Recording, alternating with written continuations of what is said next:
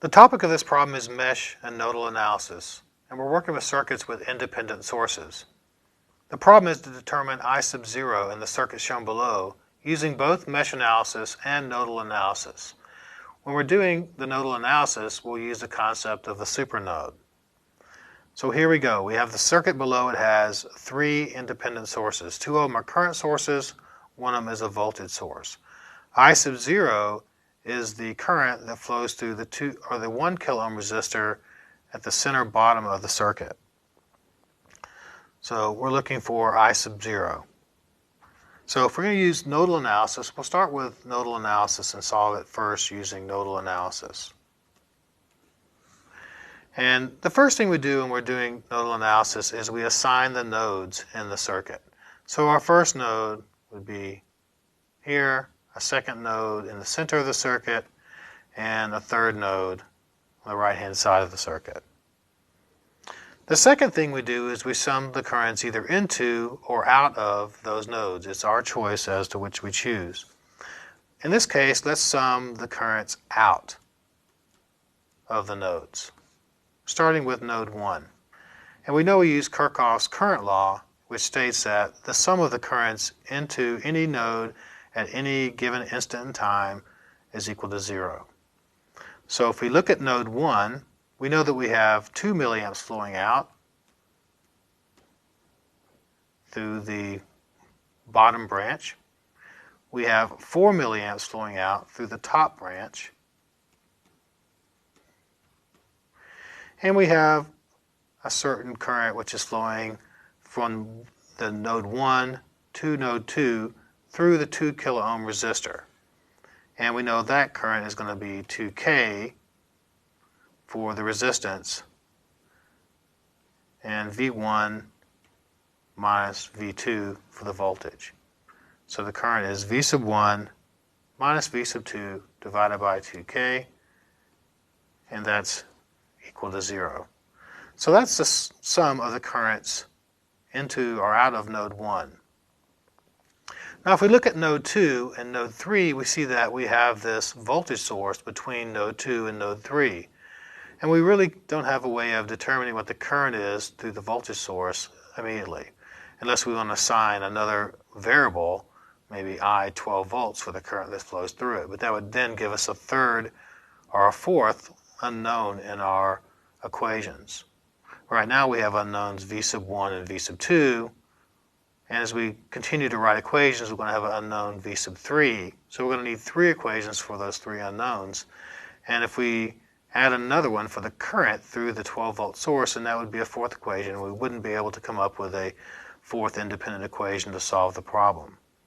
So the next thing we notice is that since we have this voltage source which is floating between node 2 and node 3, then we have to use the concept of a supernode to solve the problem. And the way we do that is we kind of block off this voltage source like this, and we'll sum all the currents out of what we call a supernode, which is the node which encompasses what we've assigned as node 2 and node 3 and the 12-volt voltage source.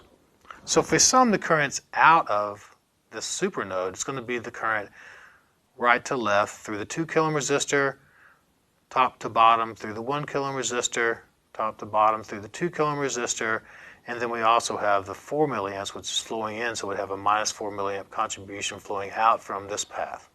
So it's going to have 4 different components to it. So this is the second equation. It's our supernode equation, where we have, first of all, the current flowing right to left through the 2 kilo ohm resistor, which we know is V2 minus V1 over 2K, plus the current flowing top to bottom through the 1 kilo ohm resistor. It's equal to I sub 0, by the way. And that is going to be V2 minus 0 divided by 1K, because we know that the bottom of our circuit is a ground node. And we have the current down through the 2 kilo ohm resistor on the right-hand side of our circuit, V sub 3 minus 0 over 2K, and the current which is flowing up, which is minus 4 milliamps. So it's minus 4 milliamps. And that's all the currents flowing out of the supernode. And so again, we have an equation that has three unknowns, V1, V2, and V3. We have two independent equations at this point. So we need one more equation that relates V1, V2, and V3. And our third equation comes from the constraining equation of our supernode. That is V sub 3 minus V sub 2 is equal to 12 volts.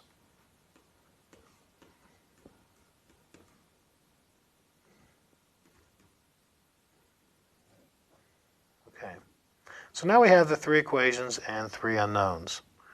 We know that we get from nodal analysis, we get nodal voltages. So the result of our analysis is going to give us V1, V2, and V3.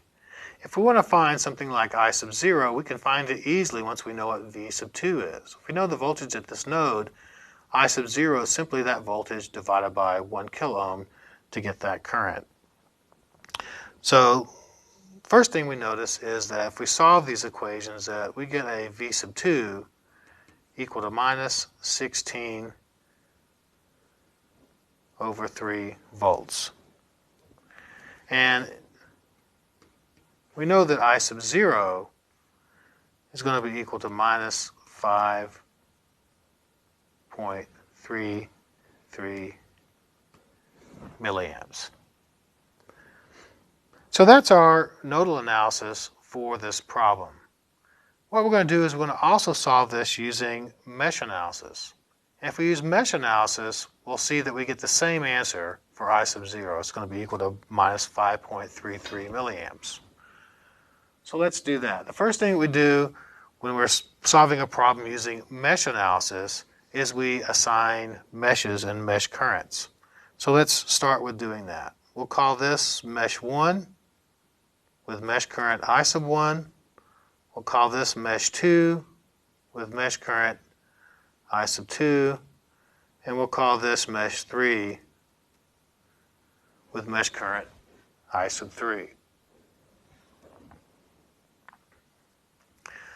So as we go around and look at these different meshes, we know that when we're doing mesh analysis that we're looking for mesh currents. It's a complement to what we did in nodal analysis where we looked for nodal voltages. So if we look at mesh 1, we see that we can determine I sub 1 directly from our mesh. That is, I sub 1 is equal to minus 2 milliamps. Our second equation for our second loop gives us a similar way to find I sub 2. I sub 2 in this case is the only current that's flowing through this 4 milliamp source at the top of our circuit. So we know I sub 2 is equal to 4 milliamps.